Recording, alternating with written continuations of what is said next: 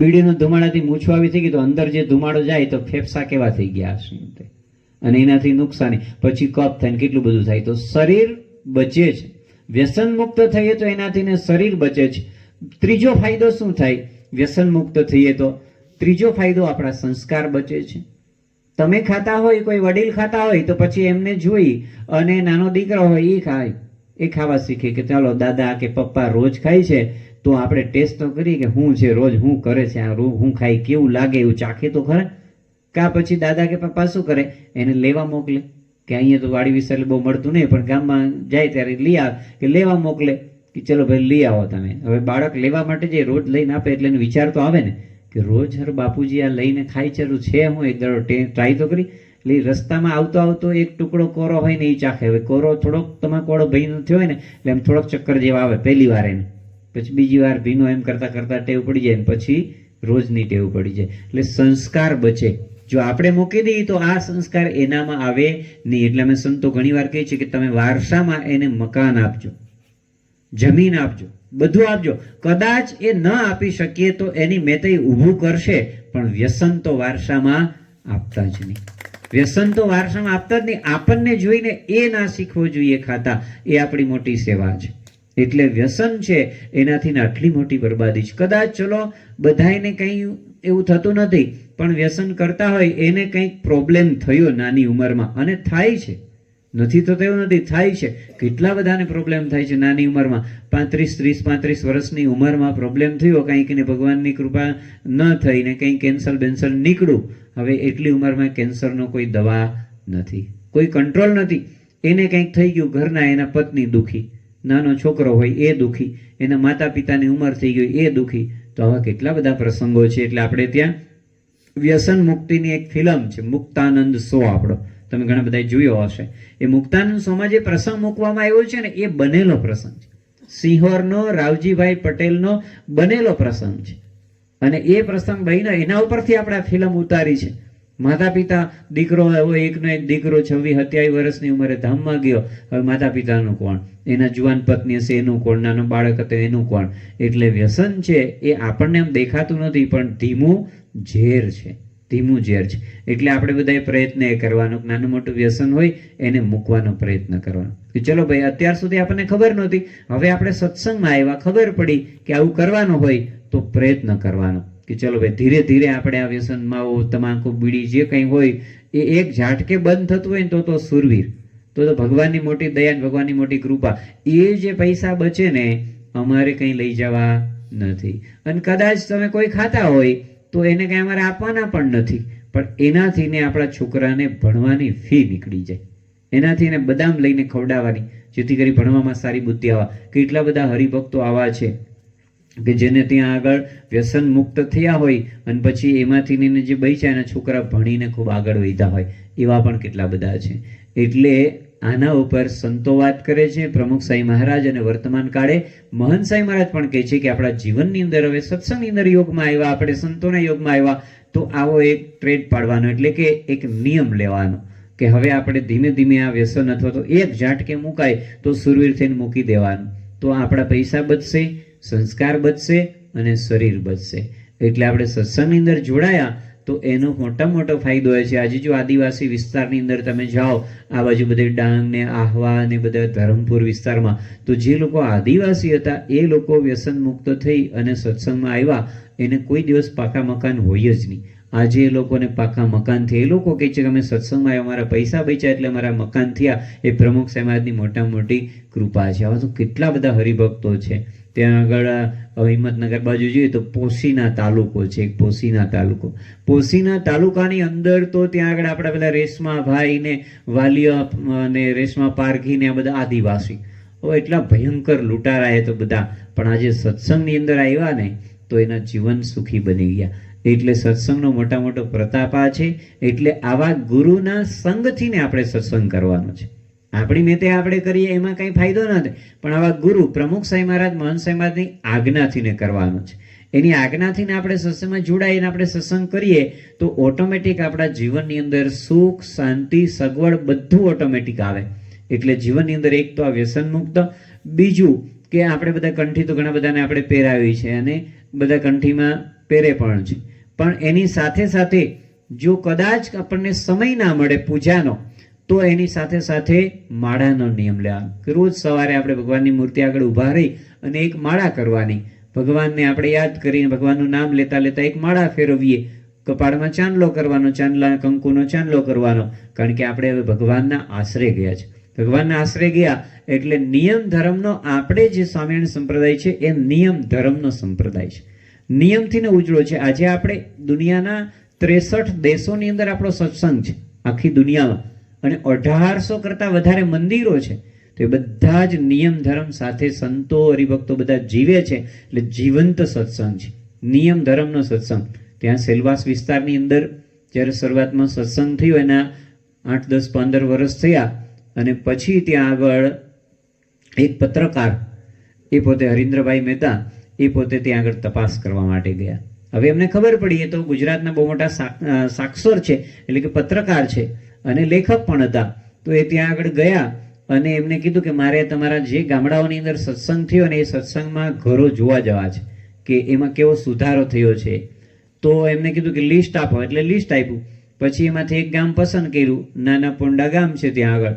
એ ગામની અંદર ગયા અને ત્યાં આગળ બધે ઘરે ઘરે જ્યાં જ્યાં આપણો સત્સંગ હતો તે ઘરે ઘરે પોતે ફર્યા. ઘરે ઘરે ફરી અને એમને છે તે બધે તપાસ કરી તો બધા નિયમ ધર્મ સાથે આદિવાસી ભાઈઓ બધા જીવે. એમાં બપોરના 12ના ટાઈમે એક ઘરની અંદર ગયા તો એક આદિવાસી બેન, એ પોતે ત્યાં આગળ એ લોકો ચોખાના રોટલા બનાવે છે. આપણે પેલા પુડલા બનાવીએ ને ચણાના લોટના, એવા ચોખાના પુડલા બનાવે, ચોખાના પૂડા. તો એ બનાવતા હતા અને ટાઈમ હતો જમવાનો, એટલે આ ભાઈએ કીધું કે મને છે તે જમવાનું આપશો તમે? પેલા બેને કીધું કે હું તમને જમવાનું આપીશ, પણ તમે 10 મિનિટ રાહ જોવી પડશે. કે કેમ? તો કે આ જે રોટલો છે ને એ મારે હજી ભગવાનને ધરાવવાનો બાકી છે, એટલે કે આ બની ગયા, બન્યા પછી હવે હું ભગવાનને થાળ ધરાવીશ અને ભગવાનને થાળ ધરાવ્યા પછી એ છે તે હું તમને જમવા માટે આપીશ. અને પેલા ભાઈને તો આમ શું કે ભાઈ ધ્રાસકો પડી ગયો કે હું આવી રીતના આટલો ઉચ્ચ કુળનો માણસ અને મારે આ બધા નિયમ પાડવાને બદલે એક આદિવાસી બેન આ નિયમ પાડે છે. અને એને જબરજસ્ત મનની અંદર લાગી આવ્યું કે વાહ, પ્રમુખ સાહેબ મહારાજે શું ભક્તો તૈયાર કર્યા છે, અને ખુશ થઈ ગયા. પછી જે એની સાથે 2 યુવકો ગયેલા, એ 2 યુવકો મંદિરે પહોંચ્યા, ત્યાં મંદિરે આવ્યા એટલે પછી મંદિરે આવીને બધા છૂટા પડતા હતા. એટલે પેલા ભાઈએ કીધું આ આપણા યુવકોને કે તમે આખો દિવસ મારી ભેગા રહ્યા છો અને બધે ઘરે ઘરે ફર્યા છો, તો મારે તમને કંઈક ભેટ આપવી છે, પણ મારી પાસે અત્યારે કંઈ નથી. ત્યારે આપણા 2 છોકરાઓએ કીધું યુવકોએ કે તમારે જો આપવું હોય ને તો એક વસ્તુ છે તમારી પાસે, કે તમે જે આ ગુટખા ખાવ છો ને, ગુટખા, એ ગુટખા તમે મૂકી દો ને તો તમે અમને ₹1 કરોડ આપ્યા બરાબર ફળ મળશે, એટલે તમે આ મૂકી દો. અને એને ખરેખર આશ્ચર્ય થયું કે પ્રમુખ સાહેબ મહારાજના આદિવાસી 2 બાળકો એને મને આવી સલાહ આપી અને એને ખરેખર મૂકી દીધું. અને પછી જાહેર સભામાં જ્યાં જ્યાં પ્રવચન કરવા ત્યાં જાય એ બોલે કે પ્રમુખ સાહેબ મહારાજના 2 આદિવાસી યુવકોએ મને વ્યસન મુક્ત કર્યો, એવા પ્રમુખ સાહેબ મહારાજે યુવકો બાળકો તૈયાર કર્યા છે. તો જો આ પ્રતાપ છે આપણા ગુરુનો કે વ્યસન મુક્તિ સાથે સાથે ભગવાન આપે, વ્યસન કાઢી અને ભગવાન આપે. દરેકના જીવનની અંદર, નાના મોટા તમામના જીવનની અંદર, જો આ બધા તમારી સામે બેઠા છે ને બધા પહેલા કોઈ પૂજા નહોતા કરતા, સત્સંગમાં આવ્યા પહેલા કોઈ પૂજા નહોતા કરતા, સત્સંગમાં જોડાયા રોજ સવારે બેસીને ભગવાનની પૂજા કરે, તિલક ચાંદલો કરે, માળા ફેરવે, નાઈ ધોઈને સ્વચ્છ કપડાં પહેરીને પૂજા કરે. એમના નાના નાના બાળકો, આ બધા ભરતનો નાનો છોકરો છે, આ ભીખાનો નાનો છોકરો છે, એ બધા રોજ પૂજા કરે. નાના છોકરાઓ પૂજા કરીને માતા પિતાને પગે લાગે, તિલક ચાંદલો કરે. તો હવે તો ગામડે ગામડે અને દેશ પ્રદેશમાં આપણા 16,000 બાળ કેન્દ્રો ચાલે છે. 16,000 બાળ કેન્દ્રો ચાલે છે, જેમાં નાના નાના દીકરાઓ, નાની નાની દીકરીઓ એ બધી ભગવાન ભજવાને પૂજા, ભગવાનનું ભજન એ બધું કરે, પોતાના માતા પિતાને પગે લાગે. આવા તો કેટલા બધા બાપા. અત્યારે પરમ પૂજ્ય મહંત સાઈ મહારાજ ઓસ્ટ્રેલિયાની અંદર બિરાજમાન છે. તો ઓસ્ટ્રેલિયામાં ત્યાં આગળ અત્યારે 1400 બાળકો અને બાલિકાઓ એવા તૈયાર થયા છે જે આખું આપણું શાસ્ત્ર, સત્સંગ, દીક્ષા 315 સંસ્કૃતના શ્લોક એ બધા મુખપાઠ કરે. મુખપાઠ કર્યા બધાએ અને બાપાએ એમને બધાને વધાવ્યા. તો આવા નાના નાના બાળકો તૈયાર થાય છે. ઓસ્ટ્રેલિયાની અંદર, ત્યાં બ્રિસ્બનની અંદર શુભ પટેલ નામનો એક બાળક, 14 વર્ષની ઉંમર, અને ઇન્ટરનેશનલ પેલા ફૂટબોલની અંદર એને ભાગ લીધેલો. અંડર 14 14 વર્ષની અંદરની જે મેચ થાય ને એમાં, હવે એ મેચ થાય ને એમાં ઇન્ટરનેશનલ એટલે કે દેશ લેવલે રમતો હતો અને એમાં જો એને બહુ રૂપિયા મળે, પણ એને તિલક ચાંદલોને કંઠી પહેરી હતી. એક જ ભારતીય બાળક હતો, બીજા બધા તો પેલા ભૂરિયાઓ હતા સ્કૂલમાંથી. મેચ સિલેક્ટ થયેલો, પસંદ થયેલો અને એમાં રમવા ગયો તો પેલા 15મી મેચ હતી. 14 મેચ રમી ગયો, 15મી મેચ હતી અને પેલાને પૂછ્યું રેફરી એનો જે એમ, તો એ કે ફાયદો શું થાય કે અમારો ધણી છે ને એમ ખબર પડે. એટલે એમને બહુ સરસ દ્રષ્ટાંત એવું આપેલું કે પેલું પાડેલું પશુ હોય, પાડેલું પશુ એને જો કે આમ તેમ ખતરમાં નાખી હોય ને તો એને ખબર પડી કે ફલાણા ભાઈનું છે, એટલે એને બોલાવી લે તો તેને ત્યાં મૂક્યા હોય તો એને કોઈ બહુ હેરાન ના કરે. પણ પેલું રેઢિયાર ઢોર હોય તો એને તો ગેડા મારીને બહાર કાઢે. આપણે નહીં પાક પાઈ હોય તો આપણી લાકડીમાં બહાર કાઢીએ ને રેઢિયાર ગાયોને, એમ કે બધું ખાઈ જાય. એમ એને જવાબ આપ્યો કે અમે જે આ કરીએ છીએ તો અમારો માલિક છે, એટલે એવું એનાથી પ્રતીત થાય છે. તો બાપા પણ આપણને આ વાત કરે છે કે આપણા જીવનની અંદર પણ આ નિયમ ધર્મ ખૂબ અગત્યના છે.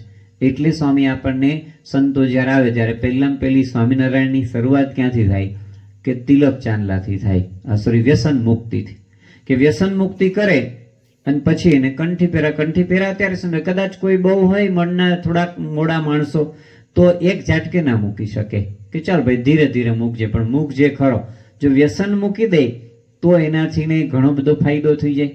એટલે સંતો જ્યાં જ્યાં જાય ત્યાં વ્યસનની વાત અવશ્ય કરે. બાપાએ 40 લાખ લોકોને વ્યસન મુક્ત કર્યા છે, 40 લાખ લોકોને. તો સંતો પણ જ્યાં જ્યાં અમે ગામડે ફરીએ, બધા પધરામણી છીએ બધે, તો પહેલી વાત એને વ્યસન મુક્તિની કરીએ. વ્યસન મુક્તિની સાથે સાથે એમને ભગવાન ભજવાની વાત કરીએ, સાથે સાથે તિલક ચાંદલાની વાત કરીએ. તો વ્યસન મુક્ત થાય તો કેટલો મોટો ફાયદો થઈ જાય, કેટલો મોટો. એક તો આપણે ગામડામાં કઈ બહુ મોટા વ્યસન હોય પણ નાનું જે હોય તે, તો આપણા દિવસ દરમિયાન 50 રૂપિયા બી એટલીસ્ટ વ્યસનમાં જતા હોય તો 50 રૂપિયા આપણા મહિનાના બચાવીએ તો 1800 રૂપિયા થાય. 1500 થી 1800 રૂપિયા આપણા, સોરી 1500 રૂપિયા થાય. હવે 1500 રૂપિયા આપણે બધા ભેગા કરીએ તો વર્ષના 18,000 રૂપિયા થાય. વર્ષના 18,000 રૂપિયા, એ 18,000 રૂપિયા ભેગા કરીએ, એ 18,000 રૂપિયા આપણે આ સભા સ્થળ છે તેમને હું વિનંતી કરીશ, ખૂબ તેમનો ભાવ હતો. અત્યારે આખો દિવસ બપોર પછી આ બધી સાફ સફાઈ કરી અને સરસ મજાનું આયોજન કરવા બદલ તેમનો ખૂબ ખૂબ આભાર. પૂજ્ય વિરાટ કુશલ સ્વામીને હાર પહેરાવી અને પૂજ્ય અખંડ મંગલ સ્વામીનું હાર પહેરાવી અને સ્વાગત કરશે. એટલે ઝડપથી નામ બોલો, ફટાફટ આવી જાય. મોળુભાઈ જેસાભાઈ, તેમને પણ હું વિનંતી કરીશ કે પૂજ્ય સંતોનું સ્વાગત કરવા આવી જશે. પછી પ્રતાપસિંહ મનુભા, તેમને હું પણ વિનંતી કરીશ. અશોકસિંહ મનુભા, તેમને પણ વિનંતી કરીશ કે પૂજ્ય સંતોનું સ્વાગત કરશે. ડોક્ટર કનકસિંહ ધીરુભા, તેમને હું વિનંતી કરીશ કે પૂજ્ય સંતોનું હારતોરાથી સ્વાગત કરશે. લખુભાઈ જેસાભાઈ, તેમને પણ વિનંતી કરીશ કે પૂજ્ય સંતોનું સ્વાગત કરશે. પ્રકાશભાઈ મેડિકલ વાળા, તેમને હું વિનંતી કરીશ કે પૂજ્ય અખંડ મંગલ સ્વામીનું સ્વાગત કરશે. પોપટભાઈ ભૂપતભાઈ ગોહિલ, તેમને હું વિનંતી કરીશ કે પૂજ્ય સંત અખંડ મંગલ સ્વામીનું સ્વાગત કરશે. મનુભાઈ ભીખાભાઈ ગોહિલ, તેમને હું પણ વિનંતી કરીશ કે પૂજ્ય વિરાટ કુશલ સ્વામીનું સ્વાગત કરશે. ગંભીરસિંહ મોળુભાઈ, તેમને હું વિનંતી કરીશ કે પૂજ્ય સંતોનું સ્વાગત કરશે. વિક્રમસિંહ જાલંબા, તેમને વિનંતી કરીશ કે સંતોનું સ્વાગત કરશે. કાનભા અનુભા, તેમને વિનંતી કરીશ કે પૂજ્ય સંતોનું સ્વાગત કરશે. મોળુભા, તેમને હું વિનંતી, મોળુભા દુદાભા, તેમને હું વિનંતી કરીશ કે પૂજ્ય સંતોનું સ્વાગત કરશે. ઓગળભા બુઢાભા, તેમને